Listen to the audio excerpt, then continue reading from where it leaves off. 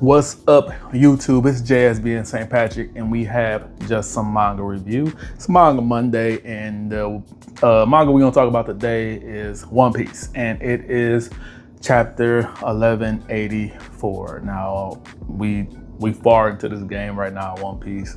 This was another chapter that focused on Brook's flashback, and you see Brook he's had it rough because we've seen with his last flashback when he was an older adult how rough his flashback is, and now we see even as a child just how sad his flashback was. So it's like a double whammy with Brook. Oda is like a pro at just making these sad backstories.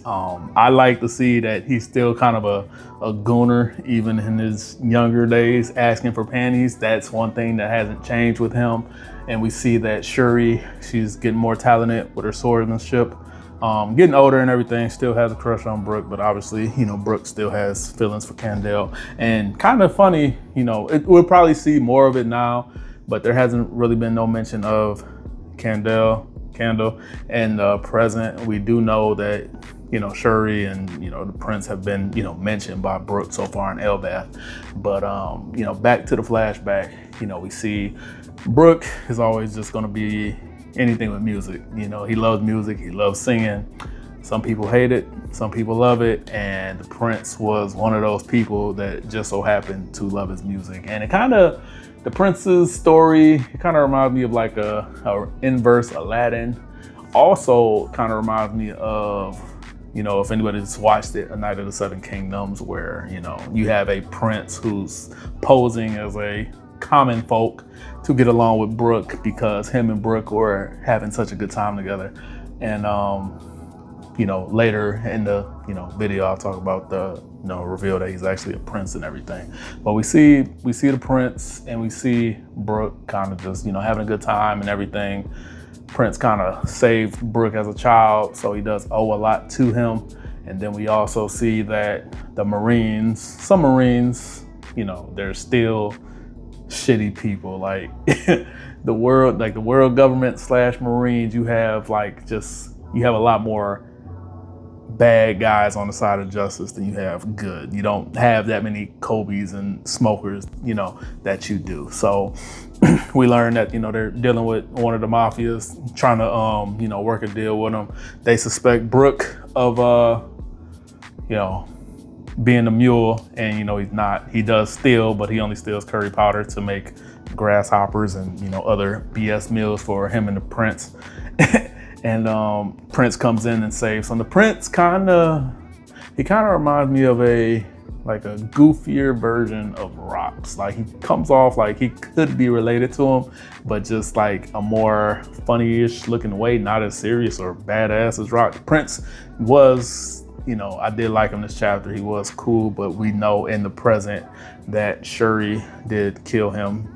We don't know what exactly happened. We'll probably see what happened, I would say, within the next couple of chapters, but we do know as of now, the prince is not alive in the current moment. And there was one thing, with Brook singing, one of those little foreshadows about how you only be bones. And if you this far in One Piece, you already know that Brook's character is a skeleton. So, that was a nice little, I guess, I'll say Easter egg at that point. But overall, it was a nice heartwarming flashback.